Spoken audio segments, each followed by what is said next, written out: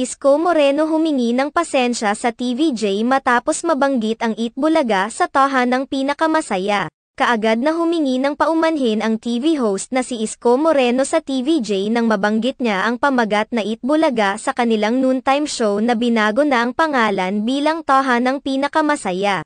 Habang pinopromote ni Isko Moreno at Buboy Villar ang kanilang segment na G sa Gedli. Aksidenteng nabanggit ni Isko Moreno ang pamagat na Eat Bulaga na katumbas naging titulo rin sa kanilang show sa loob ng ilang buwan, na ngayon ay ginagamit na ng TVJ. Ayon pa kay Isko Moreno na tao lamang siya at nagkakamali rin. Ipinahayag naman ni Buboy Villar na masasanay rin sila sa kanilang bagong pamagat ng kanilang show.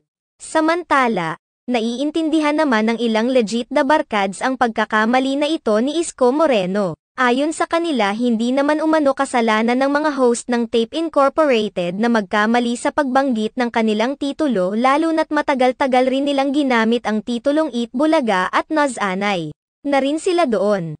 Marami rin ang pumuri kay Isko Moreno sa agaran niyang paghingi ng paumanhin sa TVJ nang magkamali siya sa titulo ng show. Hiling pa ng ilan na sana maging ang Tape Incorporated ay magpakita na rin sa kanilang paggalang sa TVJ na totoong nagmamay-ari sa titulong Eat Bulaga.